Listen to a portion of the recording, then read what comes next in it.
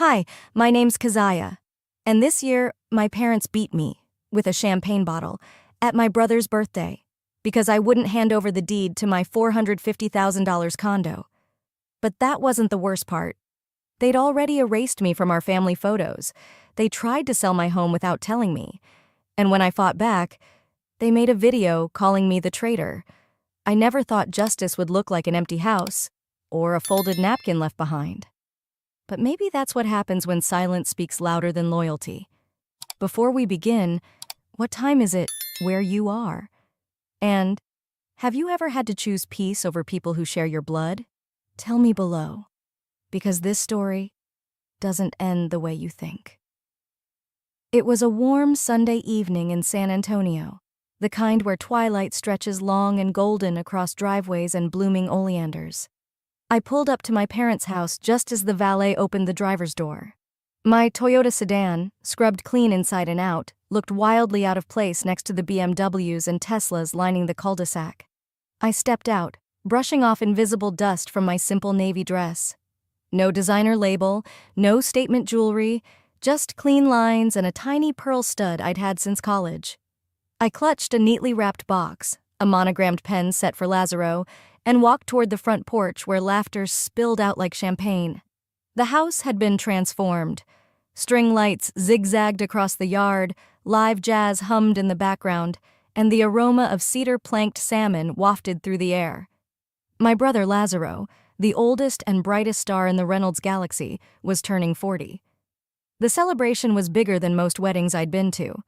Inside, a young man in a tight vest and fitted slacks stood at a podium with a guest list. He smiled politely. Name?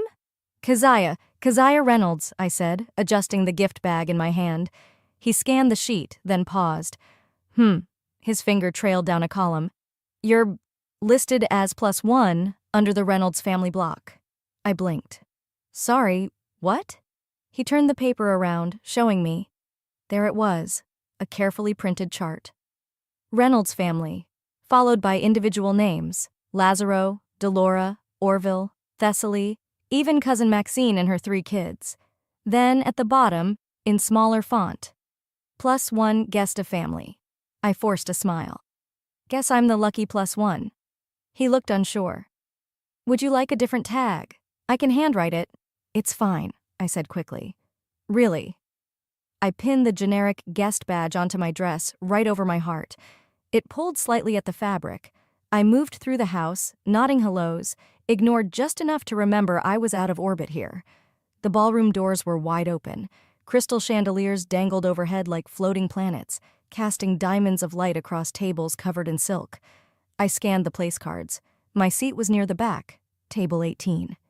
I walked toward it slowly, heels tapping softly against marble. Table 18 was tucked behind a thick pillar, right next to the kitchen door, where servers came and went with trays clinking and the occasional shout of, "Hot plate!" My place setting was slightly off. The silverware crooked, the napkin, folded into a limp swan, drooped forward like it had given up halfway through the evening. I reached to adjust it, pausing as the paper-thin wing fluttered under the air from the swinging kitchen door. I sat down and exhaled. From my vantage point, I could barely see the head table, but I could hear everything. Laughter, toasts, the pop of another champagne bottle. Lazaro was being hailed from every direction. "Our golden boy!" someone shouted. A woman in stilettos leaned over to kiss his cheek. Delora stood beside him, beaming with the practiced grace of a political hostess. "This is our son," she repeated over and over to different circles of guests. "He just made regional VP in 4 years. Isn't that something?" No one noticed me. Orville, my father, did glance over once. He caught my eye across the crowd, offered a slow nod, not a greeting, just acknowledgement that I existed, and turned back to speak with his business partner. I picked up the water glass and sipped slowly, letting the chill anchor me. My hand brushed against the napkin again, that sad little swan, crumpled and lonely on fine china. Maybe they just forgot to list me properly. Maybe someone mixed up the chart. Or maybe, just maybe, I was never meant to stand out here. A server leaned over to clear the seat beside me. It had remained empty all night. "That one taken?" she asked. I smiled. "No, it's all yours." The clinking of forks on glasses started, and the lights dimmed slightly as the spotlight illuminated the stage. A microphone screeched softly before settling. A voice, deep, familiar, spoke into the system. And now, a few words from someone very special to us. Please welcome, Keziah Reynolds. I froze. My name echoed through the speakers, but not the way I hoped. The applause was still trailing off when I stood up, hesitant, confused. I hadn't prepared anything. I didn't know why I was being called forward. As I walked toward the small stage, heels clicking in rhythm with my racing pulse, Delora gave me a smile I couldn't read. It was too polished to be warm. There was a microphone stand in the center and a spotlight just slightly too bright. I shaded my eyes, scanning the room for some kind of context. Lazaro gave me a nod from the main table, Thessaly's hand resting perfectly posed on his. Orville sat with one arm draped behind Delora, grinning like he was watching a show he already knew the ending to. I reached the mic, waiting for someone to hand me a card, a script, anything. Nothing. Then the screen behind me lit up. A video montage started rolling. First, a picture of Lazaro in a Little League uniform holding a bat bigger than his arms. Then a middle school science fair, him pointing to a cardboard volcano. High school graduation, college internship, a shot of him shaking hands with the mayor. Then blueprints, his first architecture project. Narration began. My mother's voice. From the very beginning, Lazaro was destined for greatness. He was the light in every room, our foundation, our pride. Then Orville chimed in. We always knew he had that spark, the kind of brilliance you don't teach. It's born in you. My jaw tightened. I watched the video silently, hands clasped in front of me, smiling because the alternative would be giving them a reason to say I was sensitive. Not once did they mention the $75,000 loan I wired Lazaro during his startup years. The weekends I helped him rebuild client decks when his software crashed. The night I slept on the floor of his half-built showroom so the carpet installer wouldn't bail. There was no trace of me in this history they had edited for the crowd. The video ended with a splash of gold cursive, a legacy in the making. Applause. People clapped politely, some even enthusiastically. I nodded faintly and turned back toward the mic. Delora rose from her seat, clapping as she approached. And now, she said brightly, a few words from the ever-thoughtful little sister. I blinked. So that's what this was. A staged speech. A performance they hadn't rehearsed me for. I glanced down at my dress, suddenly self-conscious. My hands were sweating. I leaned into the mic. It's a beautiful night, I began. And Lazaro, you've always had a gift for making the room light up around you. That's when she did it. Delora interrupted me, laughing like we were all in on the same joke. Oh, honey, tell them. Wouldn't it be the perfect gift if you handed them the condo key tonight? The room stilled. It wasn't the kind of silence that descends naturally. It was the air being sucked out of a room all at once. Someone in the back coughed. A phone camera clicked. My throat dried. I looked at her, trying to figure out if she'd lost her mind or if this was some sort of test. What? I asked quietly, not into the mic, just to her. She kept smiling. The place in Austin, that lovely 2-bedroom condo you've got, you're always traveling for work, and Thessaly and Lazaro are newlyweds. It just makes sense. Orville chimed in from his seat, voice booming. Come on, Kez, it's just a formality. You don't need all that space. It's not like you're using the guest room. It wasn't a suggestion. It was a maneuver. One designed to leave no room for a no, without making me look ungrateful. The crowd wasn't sure how to respond. Eyes darted, heads turned. Lazaro looked down at his plate. Thessaly's lips tightened. She didn't look surprised. This wasn't agreed on, I said into the mic, my voice suddenly sharper than I expected. The room reacted. A few gasps, some of sympathy, others of embarrassment. Delora waved a hand, still smiling like this was an improv act. Don't be dramatic, sweetie. It's just a gesture, a symbol of love. I could feel my chest tightening. Every cell in my body screamed for me to defend myself, to list every sacrifice, every loan, every family bill I'd covered when Lazaro's firm hit a dry spell. But I didn't. Instead, I stared at my mother. at the way her face was stretched into a mask of charm, at the way her eyes watched me not with affection but calculation. This was planned. Down to the exact moment. The audience fidgeted. Someone whispered, "That's bold." A woman nearby muttered to her friend, "She's not going to say no in front of everyone, right?" I set the mic down gently. It made a soft thud. My hand trembled slightly as I smoothed my skirt. And then I smiled, quiet, contained.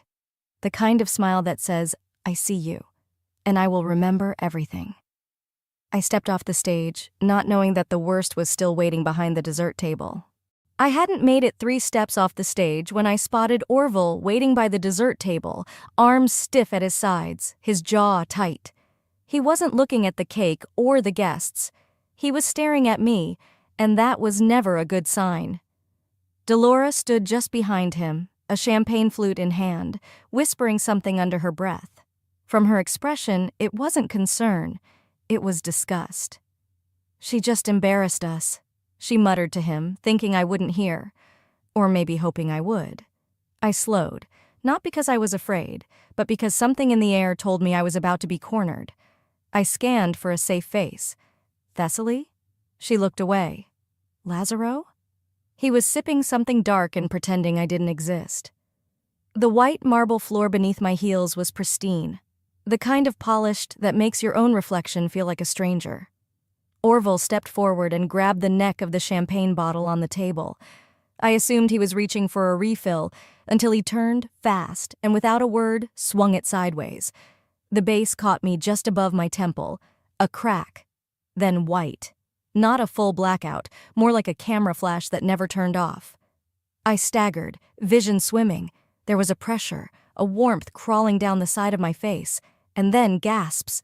I heard someone whisper, "Oh my God." Another voice, "Did he just—" Phones raised. Not one hand reached out.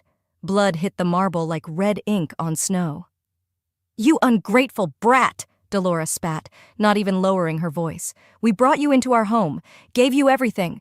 I couldn't even process it. My body was moving before my mind caught up. I bent slightly, pressing my palm to the side of my head. The pain was sharp, yes, but the humiliation scorched. A few guests stepped back. No one stepped forward. Jonah, my cousin on my dad's side, the one who always smelled like motor oil, shouted, "Someone call the police!" His voice cracked, but even he didn't move toward me. I straightened slowly, trying not to show the shake in my knees. My dress, pale blue, was already streaked with red. The marble shimmered beneath me, dizzying. "Is she okay?" a woman whispered near the fruit table. "She's being dramatic, right?" "No," someone else answered flatly. "That man hit her. I got it on video." I didn't scream. I didn't cry. I didn't even raise my voice. I walked. Through the stunned crowd, past Lazaro, who looked down at his plate like it was suddenly the most fascinating thing in the world. Thessaly touched his arm, but she didn't get up. Outside, the night was quiet. No one followed. I called an Uber with trembling fingers. Blood had crusted along my jawline by the time the driver pulled up. He looked nervous. "You all right, ma'am?" "Hospital," I said simply. At the ER, the fluorescent lights made everything feel colder. I filled out my own form, smearing ink with the edge of my bandage. The nurse was gentle, asking questions in a voice like she was used to women showing up alone. "Anyone coming to stay with you?" I shook my head. "No, just me." She gave a nod that said she understood more than she let on. "You're not the first." I leaned back on the stiff cot as she pressed gauze to my head. The ceiling tiles were the color of toothpaste, scrubbed and sterile. That's when it hit me. Not the pain, not the embarrassment, but the clarity. That was the last time I showed up for any of them. By the time I got back to Leah's place that night, everything ached. My scalp throbbed with each heartbeat, the dull pulse reminding me of how fast things had unraveled. She'd left the guest room light on, with a soft towel laid out beside the bed and a warm mug of chamomile tea on the dresser. I didn't touch it. I just sank into the sheets, shoes still on, and closed my eyes. Not to sleep, but to shut out the memory of glass clinking and judgmental eyes. Morning came too soon, filtered through linen curtains and the chirping of a neighbor's sprinkler system sputtering to life.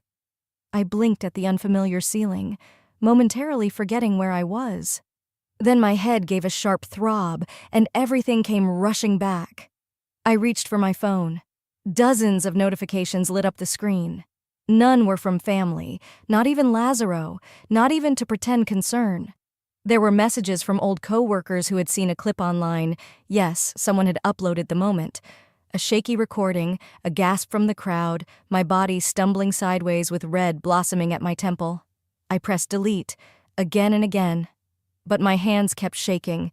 I tried to find some normalcy and routine. Showered, brushed my teeth slowly, wincing each time I tilted my head. Then I reached into my purse to grab my apartment key. Just a little mental exercise, make sure I was still grounded, still in control. But something was off. My wallet was there, my phone, lip balm, receipts, even the half-eaten protein bar I forgot about last week. But not the spare condo key, the one I always kept clipped to the side pocket. I emptied the bag onto the bed, piece by piece. Nothing. That's when it hit me.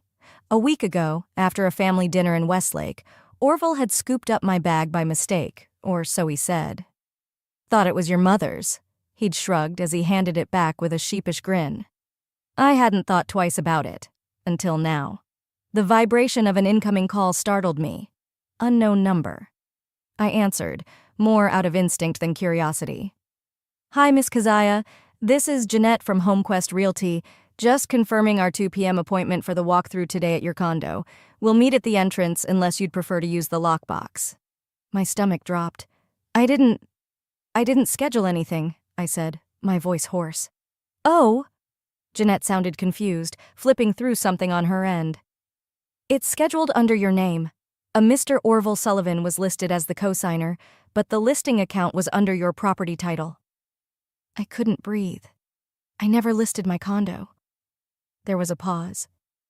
Would you like to cancel the showing then? I hung up. For a moment, all I could do was sit at the edge of the bed, elbows on my knees, phone in one hand, my other hand gripping the bedsheet like it might keep me from slipping into a free fall. They didn't just try to humiliate me. They were trying to erase me, piece by piece. I opened my laptop and stared at the screen, the cursor blinking like it was daring me to act. Then I opened a blank email. To marlo.steinberg@lawfirmco.com. Subject urgent. Hi Marlo, we met briefly last fall at the networking brunch. I'm hoping you remember me. I think my parents are trying to steal my home. I don't have proof yet, but I just received a call from a realtor about a walkthrough I never scheduled. They have a key I didn't authorize. Can we talk? Keziah Sullivan. I hit send, then grabbed my coat. By noon, I was standing outside my condo in East Austin with a locksmith, the sun beating down hard on the back of my neck. The man in coveralls nodded toward the doorknob. Someone's been in and out. The scratches are fresh, like they didn't know the exact placement of the key. Can you change the locks? I asked. Absolutely, he replied. Want to add a deadbolt too? I nodded. As he got to work, I leaned against the hallway wall, eyes fixed on the fine scratches near the handle.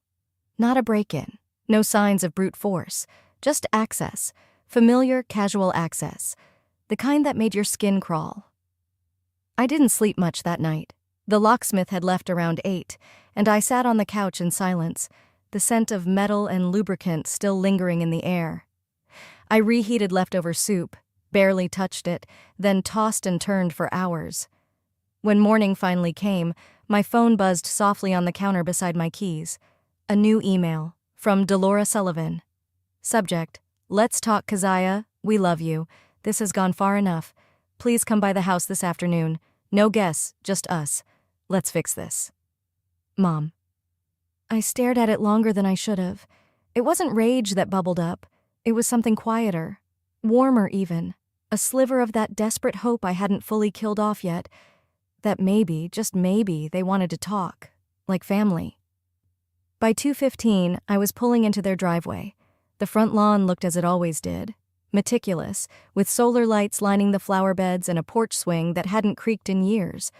But the air felt off, too rehearsed. Delora opened the door before I knocked, arms already outstretched like she'd sensed my hesitation. Keziah, baby, she said, pulling me into a gentle hug that felt 3 degrees too cold. "Thank you for coming." I stepped inside.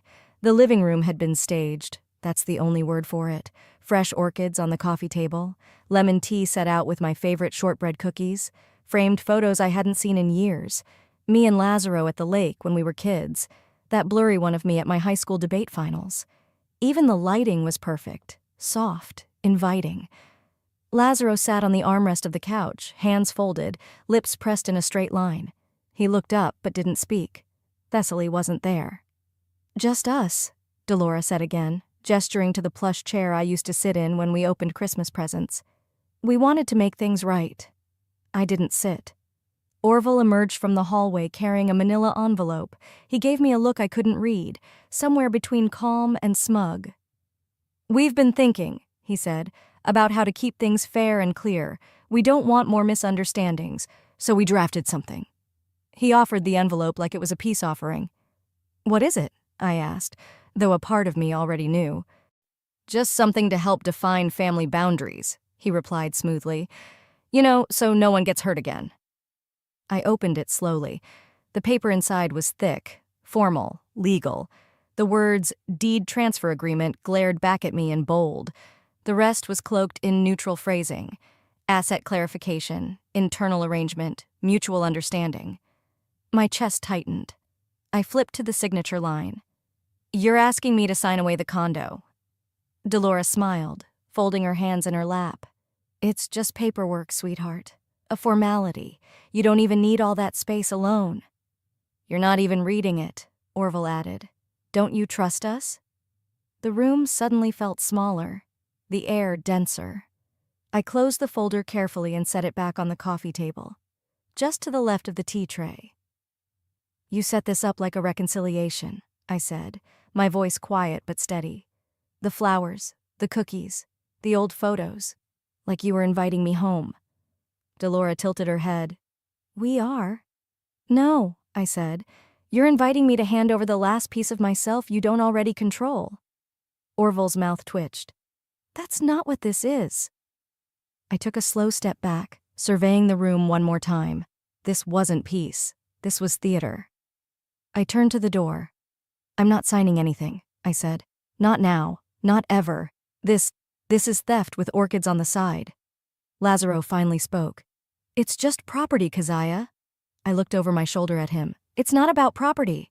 It's about what you think I'm worth." No one followed me out. I walked straight to my car, got in, and shut the door before the first tear could slip down my cheek. I didn't wipe it away. I just let it fall as I dialed Marlowe's number. He answered on the second ring. "Keziah, I'm ready to go all in," I said. "File everything." The next morning, I didn't wake to sunlight or the scent of coffee. I woke to silence, thick and full-bodied. The kind of silence that doesn't settle, it presses. I made myself a cup of black tea and sat by the kitchen window, letting it steep longer than usual. The condensation on the glass blurred the view outside, like it was trying to spare me the sharp outlines of a world that had shifted overnight. At 9:32 a.m., I parked outside Marlowe's office. Downtown was already humming, but inside the building it was cold and still. Marlowe met me with a nod and a folder already in hand. "I reviewed everything last night," he said. "They've left a mess, but here's the good news. You still hold the deed to the house they're living in." I blinked. "You're sure?" He flipped to the second page, tapping the signature line with his pen. "You bought it in 2010, remember? Foreclosure rescue. They never transferred it back. They've been living there on assumption and memory." I leaned back in the chair, letting the information settle like warm oil. "I gave them a lifeline," I murmured. "They turned it into a noose." He nodded slowly, offering me a choice without words. I took the pen. Back at home, I didn't feel triumph, just direction. I wasn't driven by rage. I had already given them enough of my life through raw emotion. This was surgical, quiet, final. Marlowe filed the notice to vacate within hours. We didn't notify them. There were no dramatic warnings, no shouting matches in parking lots, no staged interventions with extended family clapping like a live audience. This wasn't TV. This was real life. And real life hits back in envelopes. 3 days later, the sheriff delivered the eviction order. I didn't see it happen in person, but Lazaro, ever the online documentarian of life's milestones, captured it on a grainy home security camera and uploaded it to our extended family group chat like a cry for help. The footage showed Orville opening the front door in a wrinkled bathrobe, holding a half-eaten piece of toast, blinking at the man in uniform like he'd woken in someone else's life. Delora was behind him, mouth slightly open, frozen mid-sip from a porcelain mug. The officer handed them a sealed envelope and spoke too softly for the mic to catch, but the reaction needed no audio. Her body stiffened. Orville snatched the paper, skimmed it, and slapped it against the wall. The video cut off just before she shouted something at the officer, something I wouldn't have heard even if it had played. I watched it once, then once more, then closed the app. That night, I sat in my condo, lights off, sipping chamomile with honey.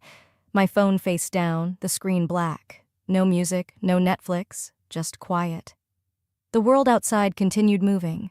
Cars rushed past, a dog barked in the distance, and someone played jazz on a balcony a block away.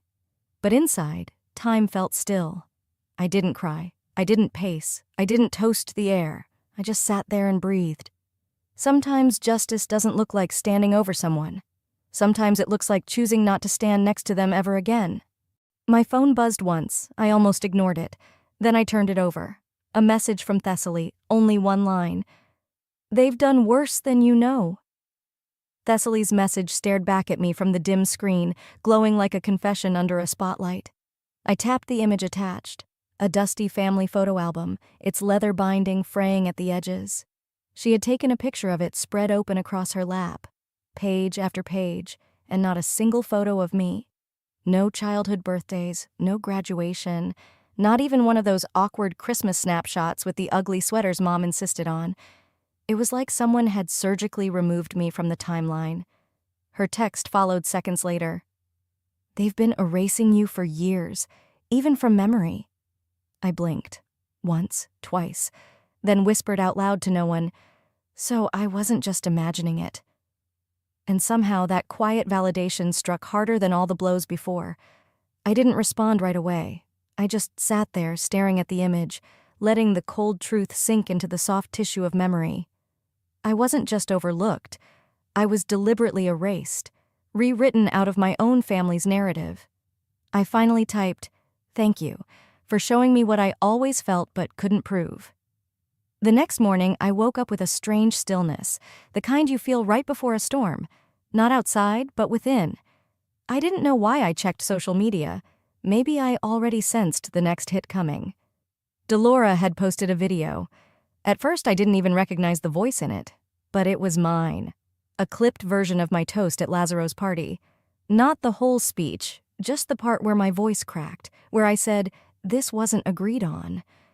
It was spliced between images of Lazaro smiling with balloons, of me standing stiff and awkward. The caption, "We raised her with love. We never expected betrayal." Hashtag spilled beneath it like spilled wine. Family matters, broken hearts. Daughter of stranger. I didn't click the comments, but the preview said enough. Ungrateful. We need the whole story. Some kids are just never satisfied. They weren't just rewriting the past anymore. They were building a whole new fiction, with me cast as villain. My hands were steady. That surprised me. I thought I'd be shaking again. Instead, I opened my Dropbox account. I uploaded everything. Dated wire transfers from my account to theirs, the original condo deed, email exchanges about the loan I gave Lazaro. Even a saved voicemail from Mom, asking if I could just cover the mortgage this one time. No commentary, no hashtags, no call to arms, just a folder named Truth, if you care to see it. Then I shut the laptop. I didn't need to watch it go viral, or not. That wasn't the point. The point was, I didn't owe them silence anymore. I made tea, sat in the kitchen with the blinds half drawn, let the sun warm the back of my hand as I cupped the mug, and for the first time in days, I didn't feel like I had to brace for the next blow. That afternoon, I went through an old storage bin I hadn't touched in years. Tucked beneath a faded t-shirt from college was my own photo album, one I'd made in high school, long before I knew they'd someday erase me. I flipped through it slowly. There I was, crooked teeth, band concert uniform, that hideous floral prom dress I'd begged Mom not to let me wear. Every picture was proof I had existed, that I belonged, if not to them, then at least to myself. And in the middle of the book, I found something I forgot I'd even kept. A sticky note in Dad's handwriting from when I aced my first college paper. "Kez, knew you had it in you. Proud of you, kid." Dad? I didn't cry. I didn't smile. I closed the album, slid it back into the bin, and said to the empty kitchen, "You did love me once, but that doesn't excuse who you are now." That evening, I received a message from a name I hadn't seen in years. My Uncle Marvin, Mom's older brother. His text read simply, "Saw the folder. About time someone told the truth. If you need a witness, I'm here." I stared at it for a long time. Maybe the glass house didn't shatter all at once. Maybe it was breaking, pane by pane, with each person who finally chose to look past the stories and see what was real. The next morning, I drove down the familiar road without music. Just the hum of the tires and the occasional street light flickering past the windshield. I didn't rush. There was nothing left to race toward, and nothing left to avoid. By the time I pulled up to the house, the moving truck was already there. Parked diagonally across the driveway, its back door wide open, waiting. The realtor stood by the gate, clipboard in hand, her tone brisk and professional as she nodded to the workers hauling boxes from the garage. They weren't my parents' boxes.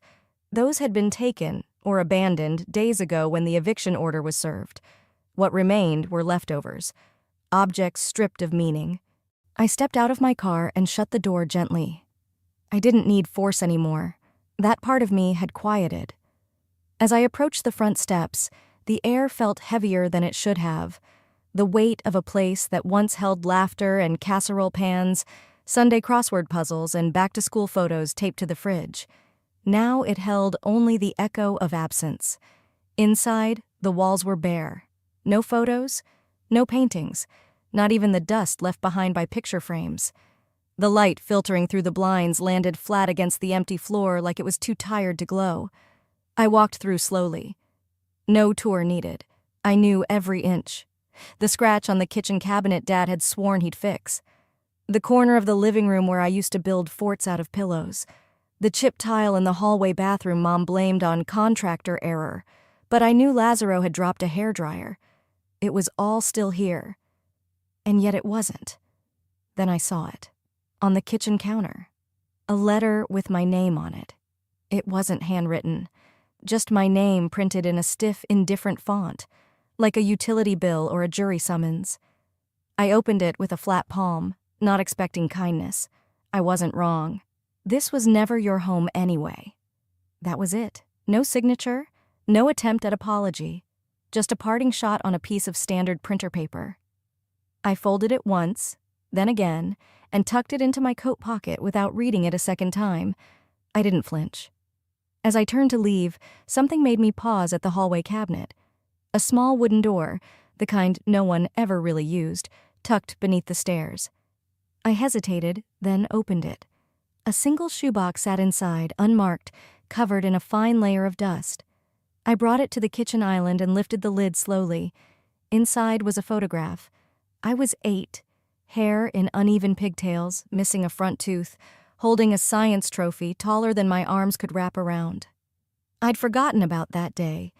I had won first place for a homemade volcano that actually erupted with foam and vinegar. No one else was in the photo. I remember standing on stage alone. Behind that picture, folded carefully like a pressed flower, was one of my swan-shaped napkins. It wasn't a replica. It was one of mine, from that dinner party, the one they'd left crooked on the table by the kitchen door, the same one I had straightened with shaking hands, trying to feel like I belonged. I didn't know what it meant that they kept it. Maybe nothing. Maybe guilt. Maybe someone had meant to throw it out and just forgot. But it was still here, and it was mine. I closed the lid and held it to my chest for a moment. Just one. Then I stepped outside and handed it to the realtor. "This stays with me." She nodded without asking. Sometimes people know when a thing carries more than dust. As I walked to my car, I didn't look back. Not at the porch, not at the roof I once helped patch, not even at the door they used to stand in every Thanksgiving waving goodbye with empty hands. I didn't need to. That night, back in my condo, the lights were off. I sat in the kitchen with the box beside me, the swan napkin in my lap, my fingers smoothing its edges. My phone buzzed, a message from Marlo. "The sale's final, funds wired, you're free." I stared at the words for a long time, not because I didn't believe them, but because part of me didn't remember what freedom felt like. Then I looked at the swan, the same folds, the same edges, the same paper. I whispered into the quiet, "They gave me back everything, by trying to take it all." The morning light streamed through my condo windows like it hadn't in years, clean, calm, unobstructed. I set the folded swan napkin gently at the center of the dining table, the same one I had found in that forgotten cabinet. That soft, creased linen felt like a whisper from an older version of myself, a quiet promise kept, not by them, but by me. The room around me was still. My kitchen smelled of cinnamon and fresh polish. For the first time, I wasn't waiting on a call, an apology, or permission to feel peace. The silence didn't press on me anymore. It wrapped around me like a soft shawl. Then the envelope came. Tucked in a pile of mail, it was cream-colored and thick. My name handwritten in cursive across the front. I recognized Thessaly's handwriting before I even opened it. Inside, a baby shower invitation, formal, tasteful. And then, at the bottom, a quick scrawl. "I'm sorry, I didn't know how far they went. You deserved better. Thessaly." No flourish, no excuses, just acknowledgement. And a weight I hadn't realized I was still carrying lifted slightly. I stared at the card for a long while. Not out of indecision, just reflection. A part of me wanted to tear it up. Another part, a wiser, more weathered part, knew the cost of burning bridges for smoke that wouldn't warm me anyway. So instead, I wrote a check to the local women's shelter. In the memo line, I wrote, "In honor of a new beginning." And I didn't attend the shower. Some cycles don't need to end with screaming. Some stories don't require fire. Silence, when chosen, is its own revolution. That evening, I cooked dinner. Just a simple pasta dish with garlic and thyme. I set 2 plates, not out of habit, but intention. Amina arrived 15 minutes later, her arms full, a bottle of wine in one and a tiny orchid in the other. "You need more green in here," she said, setting it by the window like she'd always lived here. We ate slowly, like people who had nothing to prove to time. The conversation wandered from work to books to a show she swore I'd love and I swore I'd never start. At some point, I looked at the swan on my table. It wasn't fancy. Its edges were soft now, the crease not as crisp as the ones I used to fold for family parties, trying to impress people who never truly saw me. But this one sat alone. And it was enough. I thought about the girl I used to be, hiding in corners at events, smiling too wide when ignored, folding napkins like origami shields. And I thought about the woman I had become, not cold, not cruel, just complete. I turned to Amina, refilled our glasses, and raised mine slightly. "To building our own tables," I said. She clinked her glass to mine. "And never begging for a seat again." That night, I didn't think about what they lost. I thought about what I reclaimed, not just property or dignity, but presence, identity, a quiet kind of power no eviction or lie could ever touch again. And that, I decided, was worth more than any inheritance they ever withheld. Sometimes the deepest wounds come not from strangers, but from the people who raised us. This story isn't just about betrayal. It's about reclaiming your voice, your space, and your peace. Have you ever had to walk away from family to protect your soul? Tell me in the comments. I read everyone. If you believe in healing through truth and quiet strength, subscribe for more stories like this.